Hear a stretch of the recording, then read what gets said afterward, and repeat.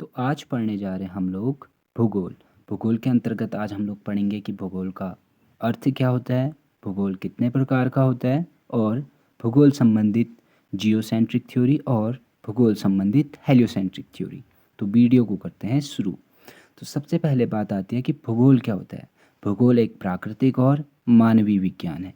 प्राकृतिक रूप से जहाँ इसके अंतर्गत विभिन्न स्थलाकृतियों जैसे पर्वत, पठार, झील, वन आदि का अध्ययन किया जाता है, जबकि औद्योगिकरण, नगरीकरण, जनसंख्या आदि इसके मानवीय पक्ष हैं। तो प्राकृतिक रूप से जो जो चीज़ें हमारी भूमंडल में या हमारे पृथ्वी में पाई जाती है, उनका अध्ययन हम भूगोल के कौन से पक्ष में करते हैं, तो भूगोल के प्राकृतिक पक्ष में हम पर्वत, पठार, झील, वन आदियों का अध्ययन करते हैं।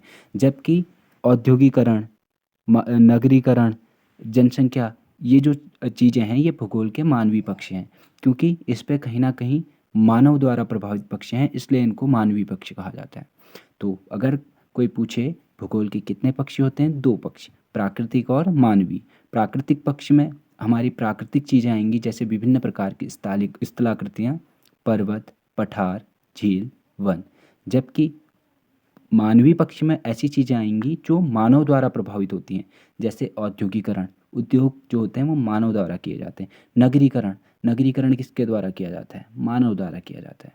जनसंख्या, जनसंख्या किसकी होती है, मानव की। तो ये सब किसके पक्ष हैं, हमारे मानवीय पक्ष के उदाहरण हैं भूगोल संबंधित। बाकी अगर आगे बढ़ें तो आगे हम देखते हैं कि भूगोल शब्द का जो पहला प्रयोग किया था वो इरिस्टोस्थनीज ने किया था। तो भूगोल शब्द का पहली बार प्रयोग करने का श्रेय इरिस्टोस्थनीज को जाता है, लेकिन भूगोल को एक विषय के रूप में स्थापित किया था हिकेटियस ने। तो हिकेटियस ने पहली बार भूगोल को एक विषय के रूप में स्थापित किया था। हिकेटियस ही वो पहले व्यक्ति थे जिन्होंने भूगोल का अध्ययन करना शुरू किया था। तो इसलिए हिकेटियस को क्या कहा जाता है, भूगोल का पिता कहा जाता है। भूगोल का पिता किसको कहा जाता है, हिकेटियस को कहा जाता है। तो यहाँ पे हमने दो टर्म याद रखने हैं कि भूगोल शब्द का पहली बार प्रयोग तो इरिस्टोस्थनीज करता है, लेकिन पहली बार उसको विषय के रूप में पढ़ता कौन है, हिकेटियस। और इसलिए हिकेटियस को क्या बोलते हैं, भूगोल का पिता बोलते हैं। तो यहाँ तक आई थिंक क्लियर होगा। उसके बाद अगर हम बात करें भूगोल के प्रकार, तो भूगोल विभिन्न प्रकार का होता है, जिसमें हम मुख्यतः 6 प्रकार यहाँ पे देख लेते हैं। जैसे पहला होता है भौतिक भूगोल। भौतिक भूगोल के अंतर्गत हम भौतिक चीज़ें पढ़ेंगे, जो चीज़ हमको दिखाई देती हैं वो सभी चीज़ें हमारी भौतिक भूगोल के अंतर्गत आती हैं। भौतिक भूगोल के अंतर्गत हम तारे, सूर्य, चंद्र, ब्रह्मांड, पृथ्वी, इन सब चीज़ों का अध्ययन करते हैं। बाकी जलवायु विज्ञान जो होता है वो हमारी पृथ्वी से रिलेटेड होता है। जलवायु विज्ञान भूगोल का ही एक प्रकार है। तो जलवायु विज्ञान में हम जलवायु के बारे में पढ़ते हैं, जलवायु को प्रभावित करने वाले कारक क्या होते हैं, विभिन्न क्षेत्रों में जो अलग अलग प्रकार की जलवायु पाई जाती है वो क्यों अलग अलग प्रकार की पाई जाती है, ये सभी प्रश्नों का उत्तर हमको जलवायु विज्ञान में मिलता है। समुद्र विज्ञान जो होता है भूगोल का तीसरा प्रकार। तो समुद्र विज्ञान में हम लोग देखते हैं कि समुद्र में जो हमारी भौगोलिक परिस्थिति पाई जाती है उनमें क्या क्या चीज़ें हैं, उनमें क्या क्या विविधताएं हैं।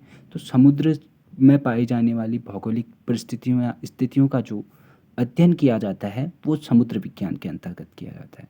उसके बाद अगला जो हमारा भूगोल का प्रकार आता है विश्व भूगोल। विश्व भूगोल में हम विश्व के विभिन्न देशों में जो भौगोलिक परिस्थितियां हैं उनका अध्ययन करते हैं। जैसे अफ्रीका में हमारी बहुत ज़्यादा गर्मी पड़ती है, लेकिन वहीं हमारे यूरोपियन जो देश हैं वहाँ पे बहुत अधिक सर्दी रहती है।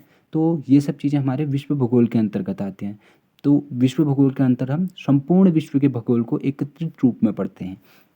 उसके बाद पांचवा भारत का भूगोल। भारत का भूगोल के अंतर्गत हम लोग अपने राष्ट्र का भूगोल पढ़ते हैं, अपने भारत का भूगोल पढ़ते हैं, जिसमें हम भारत का निर्माण कैसे हुआ, भारत में जलवायु कैसे उत्पन्न हुई, भारत में वर्षा कैसे होती है। तो विभिन्न प्रकार की भारत से संबंधित भौगोलिक परिस्थितियों का अध्ययन भारत का भूगोल नामक भूगोल के प्रकार में किया जाता है। उसके बाद भारत का मानचित्र।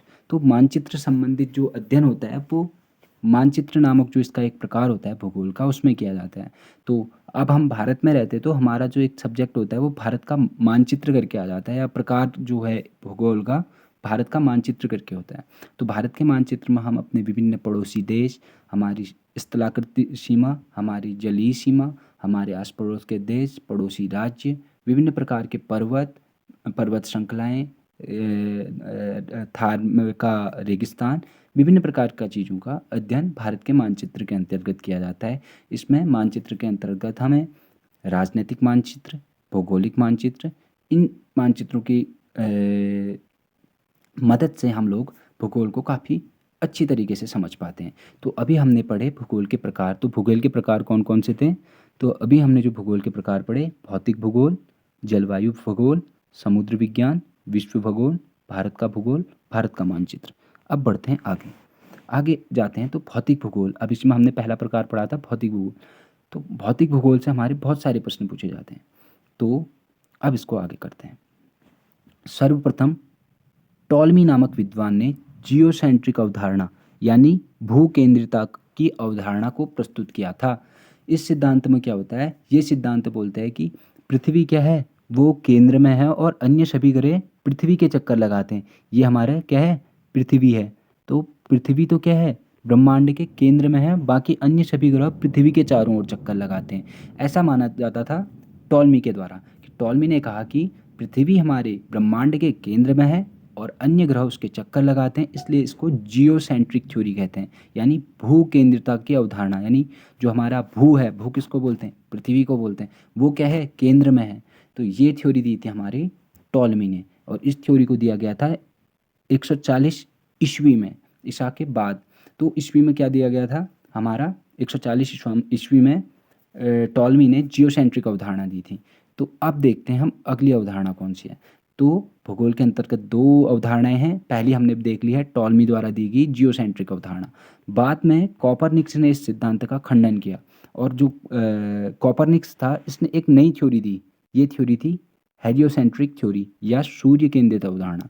तो जैसे उसमें पृथ्वी को केंद्र में बताया गया था, तो कॉपरनिक्स ने जब अपनी थ्योरी दी तो इसने जियोसेंट्रिक थ्योरी का तो खंडन किया और बताया कि सूर्य जो है वो ब्रह्मांड के केंद्र में है और अन्य सभी ग्रह उपग्रह सूर्य के चक्कर लगाते हैं। और यह नवीन अवधारणा जो है वो क्या है? सटीक मानी जाती है, क्योंकि बाद में जब हमारा ये जो थ्योरी हैं, दोनों थ्योरी बहुत पुरानी थ्योरी हैं। जब बाद में इनमें कई संशोधन किए जाते हैं और अंततः जब हमें पता लगता है कि हमारे सेंटर में कौन है, तो आखिरी में हमको पता लग जाता है कि पृथ्वी हमारे ब्रह्मांड के सेंटर में सूर्य है। तो कॉपरनिक्स द्वारा दी गई हेलियोसेंट्रिक थ्योरी या सूर्य केंद्रित अवधारणा स्पष्टतः क्या है? सटीक है। और इसी के चलते इनको क्या कहा गया? कॉपरनिक्स को आधुनिक खगोल शास्त्र का जनक कहा गया। और कॉपरनिक्स ने हेलियोसेंट्रिक थ्योरी 1543 में दी थी। तो ये चीज़ आप लोगों को याद रखनी है। तो दोबारा एक बार हम ये दोनों थ्योरी को पढ़ लेते हैं जल्दी जल्दी। तो टॉलमी ने कौन सी थ्योरी दी थी? जियोसेंट्रिक थ्योरी दी थी। और कब दी? 140 ईस्वी में दी। बाकी कॉपरनिक्स ने कौन सी? हेलियोसेंट्रिक थ्योरी दी थी। और ये थ्योरी कब दी थी? 1543 में दी थी। तो ये है हमारी भूगोल संबंधित विभिन्न प्रकार भूगोल के, भूगोल का अर्थ, और geocentric theory and heliocentric theory of हमारा जो ब्रह्मांड है उसकी थ्योरीज हैं।